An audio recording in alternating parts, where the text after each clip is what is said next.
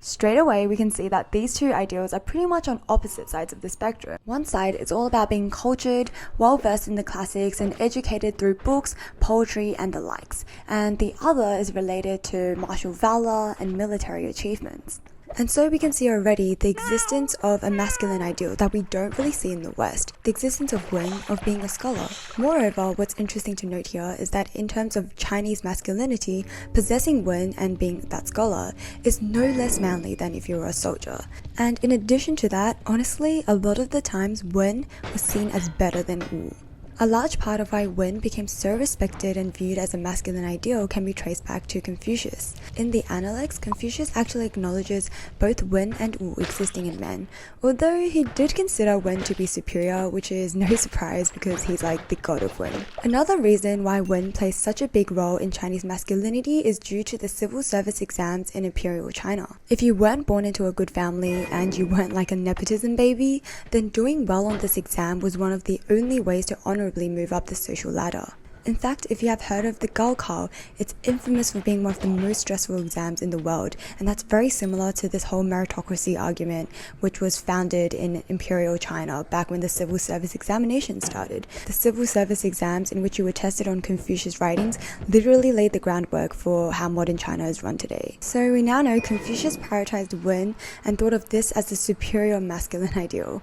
But do we ever see Wu being prioritized? Well, to see this interesting shift in Wen and Wu values, we need to make a quick trip back to some of China's dynasties. Because these two ideals are so different, a lot of the times why one is more popular than the other can be explained through historical context. We start with the Tang dynasty, in which it was a Wu era.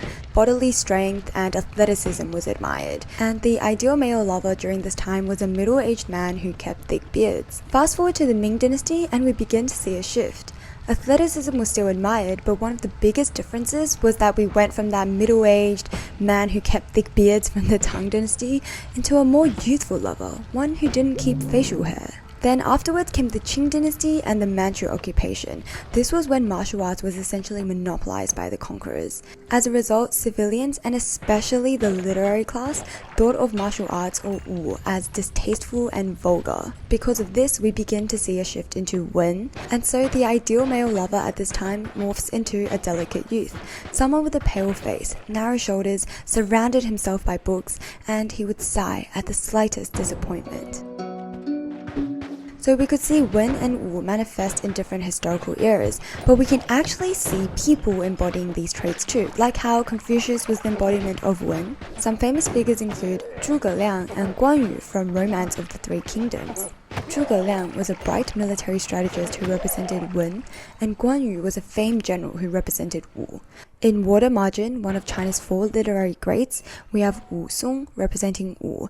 And fun fact, the Wu in his name is the same Wu we've been referring to all along. He was a murderer turned bandit, so yeah, he represents Wu. And then we have Wu Yong, who was nicknamed Knowledgeable Star, and so he represents Wen, and he was a teacher turned bandit. But what's most interesting here is that though you have these two characters who represent the extremes of Wen or Wu, someone who's super smart and then someone who's like really good and famed for fighting, there is still someone above them, someone who's like the king, the general, or the leader. In Romance of the Three Kingdoms, above Zhuge Liang and Guan Yu stood Liu Bei. And in Water Margin, above Wu Song and Wu Yong stood Song Jiang, the chief bandit. But the interesting part here is that we can actually also apply this to real-world situations as well, because obviously Wen Wu doesn't just exist in fictional works. If we look at the early years of the People's Republic of China, you have Liu Shaoqi being the administrator, representing Wen, and Zhu De being the general, representing Wu. And above the both of them was Mao Zedong, the chairman. So even though Chinese masculine ideals can be split between Wen and Wu, what's interesting is that the leader is usually said to possess both. So we can see that the idea of Wen and Wu are crucial to understanding traditional Chinese masculinity. But what's interesting about this is that though well documented, these ideals only represent what men thought their ideal man was. So does this change if we bring women into the picture? I can use 6 words to summarize this section, and that is the female gaze and supply and demand. We mentioned earlier that masculine ideals, though well documented through Wen and Wu, don't really reflect what females thought the ideal man should be like. However, this all changes in 1978 when China's economic reform happens. Two things became different. First, China went from a centrally planned economy to a market-based one. And second, women joined the workforce, so they actually have purchasing power now because they have money. And so there are entire markets out there now with just the female demographic in mind. So what happens to depictions of men when there are genres that are targeted to women and made by women? One such genre that took off was the portrayal of bishonen from Japanese mangas. Bishonen, meaning beautiful youth, generally featured boys that were, as the name suggests, beautiful. Now, this whole idea of beauty in men wasn't a foreign concept in China. In the Beijing opera, more effeminate men had traditionally been casted to play female roles. However, beauty being such a significant trait in men, like these men that just walk through the door and they're just beautiful, that type of beauty can be traced back to the bishonen genre. And Japanese mangakas at this time seemed to take inspiration from international male icons with more feminine qualities, like Swedish actor Björn Andresen, who's often cited as a major source of inspiration for bishonen characters. Perhaps even more exclusive to women though is a subgenre within bishonen called boys love, BL or danmei. And often a core characteristic of these stories is the presence of extremely beautiful, young, in the sense that they look young, because I know half the time in these novels these characters are over 1,000 years old, and effeminate looking men. Now, whilst beauty isn't the end-all in these works, because some of these novels have the most intricate plots, beauty is definitely a major part of the character design. And alongside bishonen influences, the kunminam or flower boy image was also seeing more traction. Especially with K-pop, its influence in China really began in the 1990s when bilateral relations between the two countries were normalized in 1992. This allowed for more tourism between the two countries, and naturally businesses and students also followed suit, which allowed for the exchange of ideas and culture. Given this, China was really one of the first markets that K-pop broke through in. And the flower boy image we mentioned earlier is often said to be popularized by OG K-pop group HOT. Magazines featuring them would emphasize their edgy styling and choreo and their more effeminate appearances. From the influence of Japanese and Korean culture came the rise of 小鲜肉 in China, which is literally translated to little fresh meat. I think I've become desensitized to the Chinese term, but every time I see the English translation, it takes me out for a second. This 小鲜肉 term is often used to describe male actors which possess a sort of feminine beauty to them. Celebrities like Xiao Zhan, Wang Yibo, Lu Han, and Cai Xukun all fall under the 小鲜肉 category. And I think it's also interesting that a lot of these 小鲜肉 actors actually first started their careers in the Korean entertainment industry. I think this really shows the transnational trends that are forming and the crossover of different ideals. So with the rise of bishonen and flower boys in the 1990s, we saw a softer, prettier masculine ideal emerge. Two quick notes on this. First, though Japan and Korea had a big influence on this portrayal of softer masculinity, it's not like this ideal didn't exist in China before. Depictions of caizi from the caizi jiaren literary genre popular in the Ming and Qing dynasties would feature this sort of softer masculine ideal. And second, because we've been talking about beauty so much, it's not that beauty has always been separate from masculinity, but rather it's just a more important trait now than it was before. And this sort of beauty is part of a transnational trend coined as the Pan-East Asian soft masculinity. And this period of time was when depictions of masculinity across China, Japan, and Korea was viewed as exceptionally feminine to the West. And of course, now that we bring the West in, I feel like this is an appropriate segue to talk about China and the government's stance on masculinity.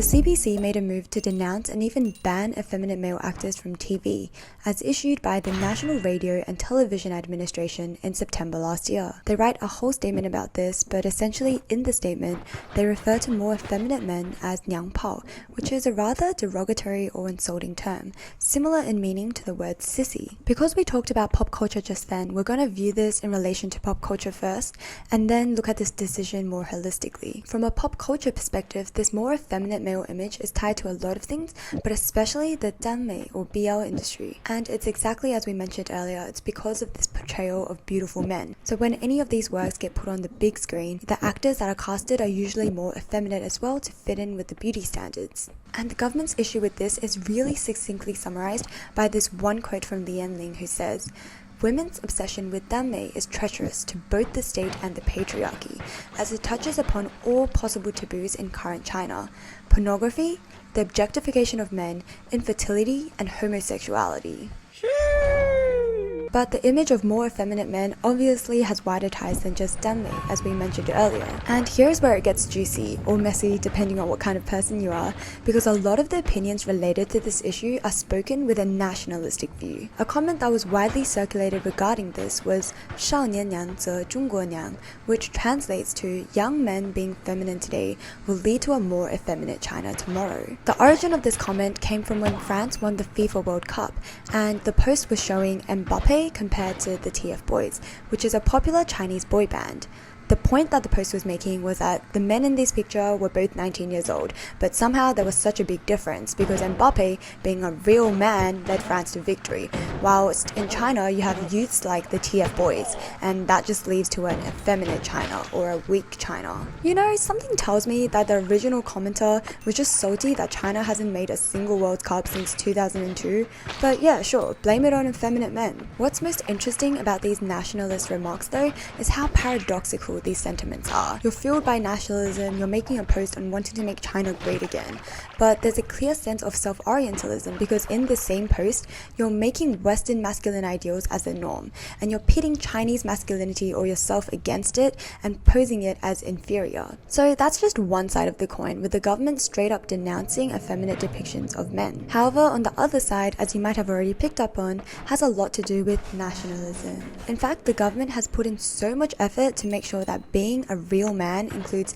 doing what's good for the country. There are countless tales of men who have sacrificed themselves for their country, and this sacrifice and martyrdom has always been tied to masculinity. Therefore, you get sentiments like these when netizens comment, "It's hard to imagine such effeminate youth will be able to protect our country if an invasion looms." In fact, one delegate has said that the popularity of pretty boys in pop culture has now made boys weak, inferior, and timid. He also lamented that boys no longer wanted to be war heroes and warned that this could endanger the future of Chinese people. State-run media has also warned against the dangers of feminization, stating that this would prevent China's youth from reaching national rejuvenation as preached by Xi Jinping. So what does the CPC want masculinity to be?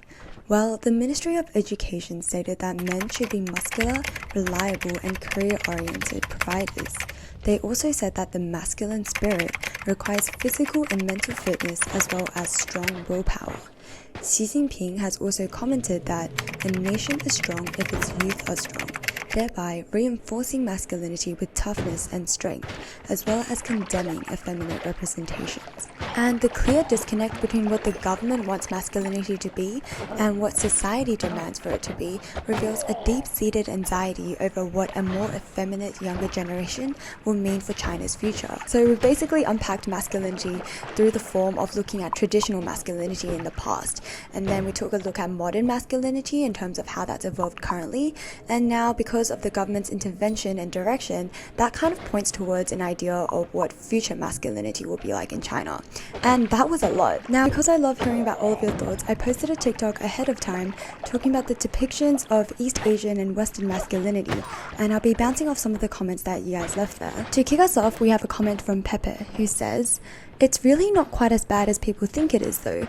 There's still very many movie stars that represent a more masculine ideal in China." In this video, we talked about masculine ideals, which usually can be pinpointed down to one or two things because that's what every man should be trying to achieve.